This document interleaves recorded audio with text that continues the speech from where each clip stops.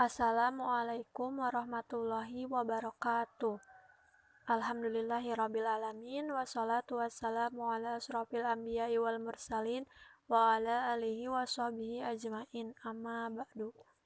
Kami dari kelompok 6 akan mempresentasikan tentang pembelajaran yang efektif.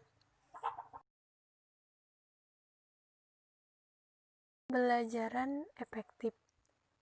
Belajar merupakan kegiatan yang kompleks dan terjadi pada setiap manusia sejak lahir. Proses belajar dapat terjadi karena adanya unsur kesengajaan ataupun tidak sengaja. Menurut Umar Hamalik, belajar adalah modifikasi atau memperteguh kelakuan melalui pengalaman. Belajar adalah mengubah kelakuan anak jadi mengenai pembentukan pribadi anak. Hasil yang diharapkan bukan hanya bersifat pengetahuan, akan tetapi juga sikap, pemahaman, perluasan minat, penghargaan, norma-norma, kecakapan meliputi seluruh pribadi anak. Pembelajaran yang efektif adalah suatu pembelajaran yang memungkinkan siswa atau peserta didik untuk belajar keterampilan spesifik ilmu pengetahuan dan sikap juga membuat siswa senang. Pembelajaran yang efektif menumbuhkan murid belajar sesuatu yang bermanfaat seperti fakta, keterampilan, nilai konsep, dan bagaimana hidup serasi dengan sesama atau sesuatu hasil belajar yang diinginkan. Menurut Drijen dan Pos pada tahun 1999 mengatakan bahwa belajar akan efektif jika suasana pembelajarannya menyenangkan. Seseorang yang secara aktif mengkonstruksi pengetahuannya dan memerlukan dukungan suasana dan fasilitas belajar yang maksimal. Suasana yang menyenangkan dan tidak disertai suasana tegang sangat baik dan mendukung untuk membangkitkan motivasi belajar.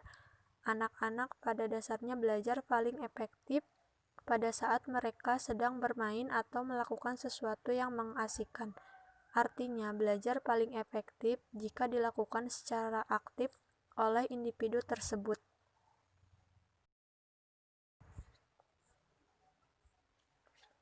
Metode pembelajaran. Yang pertama yaitu dengan metode ceramah. Menurut Sugihartono dan kawan-kawan, metode ceramah merupakan metode pembelajaran yang dilakukan oleh guru kepada siswa dengan cara guru menyampaikan materi pembelajaran secara bahasa lisan. Pelaksanaan metode ceramah murni menuntun guru agar dapat menyampaikan materi pembelajaran dengan bahasa yang mudah dipahami oleh siswa. Pada metode ini, peran guru lebih aktif dibandingkan siswa karena proses komunikasi berjalan satu arah, yaitu dari guru kepada siswa. Keberhasilan metode ini tidak semata-mata karena kehebatan guru dalam mengolah kata, tetapi juga dengan dukungan media pembelajaran seperti gambar, film, dan sebagainya. Yang kedua yaitu dengan metode latihan. Metode latihan merupakan metode pembelajaran yang dilakukan oleh guru dalam menyampaikan materi pelajaran dengan cara menanamkan keterampilan tertentu yang dilakukan melalui kegiatan-kegiatan latihan. Pelaksanaan metode ini diharapkan siswa dapat menyerap materi secara optimal. Metode latihan banyak digunakan pada mata pelajaran yang menekankan pada keterampilan motorik, seperti olahraga dan kecepatan dalam melakukan sesuatu, seperti mengerjakan soal-soal pada mata pelajaran matematika, fisika, dan sebagainya.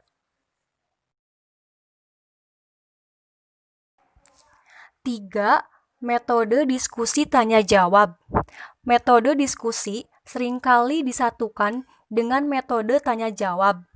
Menurut Sugihartono dan kawan-kawan, metode diskusi merupakan metode pembelajaran yang dilakukan guru dengan cara memberikan permasalahan tertentu kepada siswa dan siswa diminta untuk memecahkan masalah tersebut secara kelompok. Penggunaan metode ini dapat menumbuhkan dan mendorong siswa agar mampu mengemukakan pendapat secara konstruktif serta membiasakan siswa untuk bersikap toleran dan menghargai pendapat orang lain.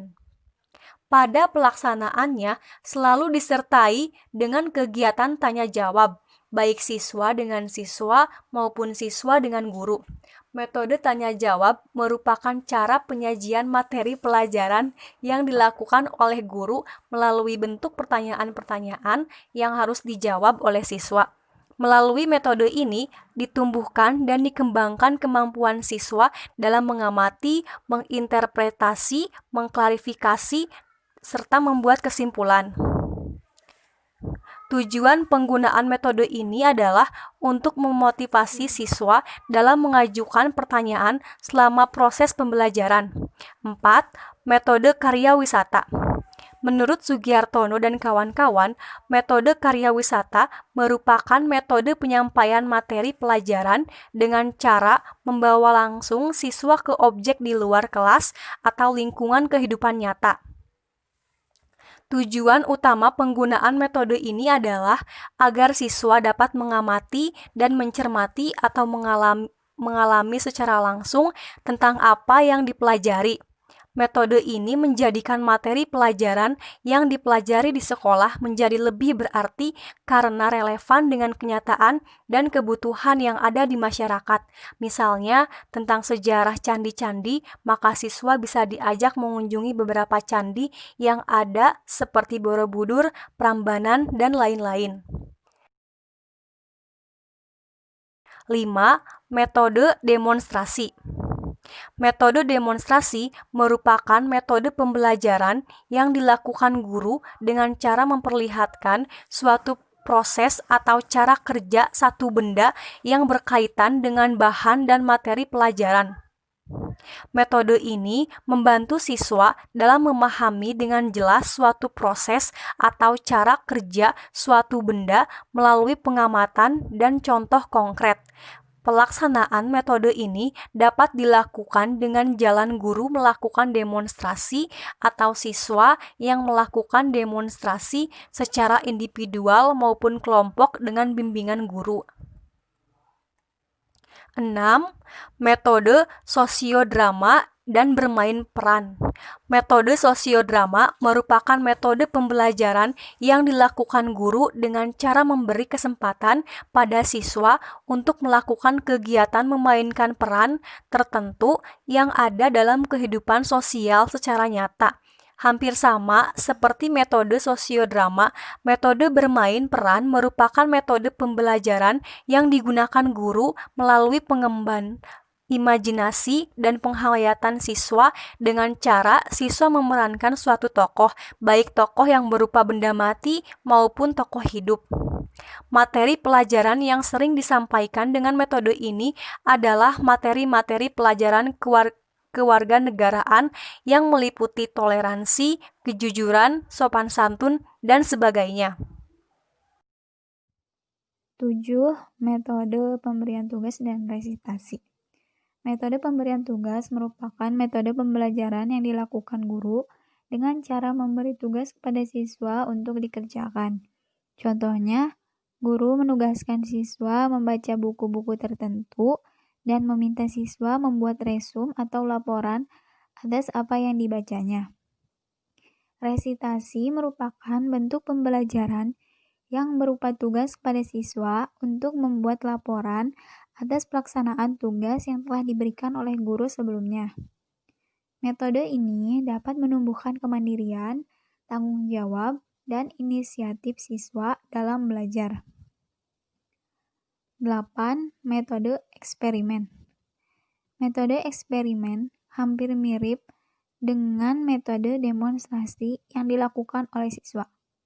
Metode eksperimen merupakan metode pembelajaran yang dilakukan oleh guru dalam bentuk pemberian kesempatan pada siswa untuk melakukan sebuah proses atau percobaan.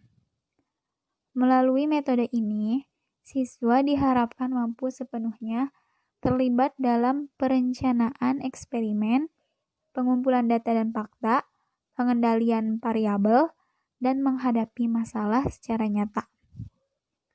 Metode eksperimen sering digunakan dalam mempelajari kelompok-kelompok mata pelajaran pengetahuan alam, seperti kimia, fisika, dan biologi yang lebih praktis. Meskipun pada dasarnya bisa juga dilakukan dalam bidang-bidang ilmu sosial. 9. Metode proyek. Menurut Suguhartono 2007.84, metode proyek merupakan sebuah metode pembelajaran dalam bentuk guru menyampaikan dan menyajikan kepada siswa materi pelajaran yang bertitik tolak dari suatu masalah yang selanjutnya akan dibahas dari berbagai sisi atau sudut pandang yang relevan, sehingga diperoleh pemecahan secara menyeluruh dan bermakna. Prinsip pembelajaran proyek adalah membahas suatu materi pelajaran ditinjau dari sudut pandang materi pelajaran lain. Penggunaan materi ini dapat memantapkan pengetahuan yang diperoleh siswa, menyalurkan minat siswa, dan melatih siswa untuk menganalisis suatu masalah dengan wawasan yang luas.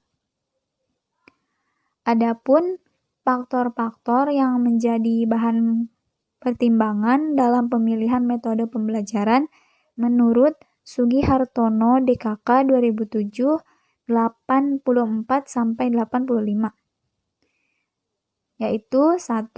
Materi pelajaran yang akan disampaikan dan tujuan pelajaran apakah mengarah pada kompetensi kognitif, efektif, ataukah psikomotorik. Tingkat 2.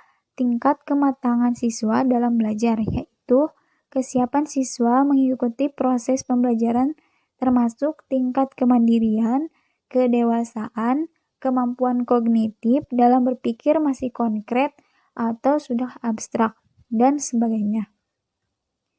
3. Situasi dan kondisi proses pembelajaran. 4.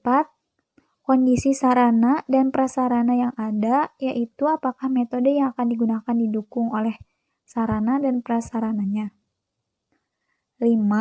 Kondisi kemampuan guru, yaitu tingkat penguasaan guru terhadap sebuah metode pembelajaran yang akan digunakan. Langkah pembelajaran efektif. Beberapa strategi motivasi yang dapat dilakukan dalam pembelajaran sebagai berikut. 1. Memberikan penghargaan dengan menggunakan kata-kata seperti ucapan bagus sekali, hebat, dan menakjubkan. 2. Memberikan nilai ulangan sebagai pemacu siswa untuk belajar lebih giat. 3. Menumbuhkan dan menimbulkan rasa ingin tahu dalam diri siswa. 4. Mengadakan permainan dan menggunakan simulasi. Proses pembelajaran yang menarik akan memudahkan siswa memahami dan mengingat apa yang disampaikan. Contohnya, dalam pembelajaran kita dapat memberikan nyanyian sesuai apa yang kita sampaikan.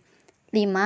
Menumbuhkan persaingan dalam diri peserta didik. Dengan demikian, siswa akan dapat membandingkan hasil pekerjaan yang dilakukannya dengan hasil siswa lainnya.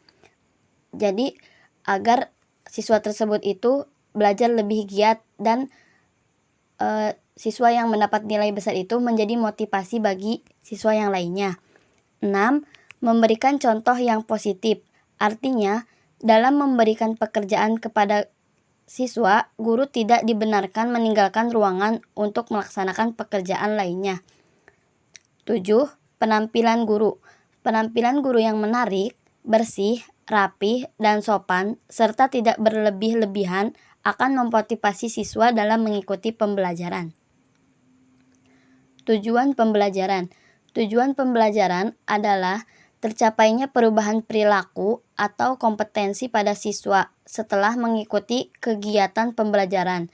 Tercapainya perubahan perilaku atau kompetensi pada siswa setelah mengikuti kegiatan pelajaran Tujuan tersebut dirumuskan dalam bentuk pernyataan atau deskripsi yang spesifik. Sekian presentasi dari kelompok kami, kurang lebihnya mohon maaf. Wassalamualaikum warahmatullahi wabarakatuh.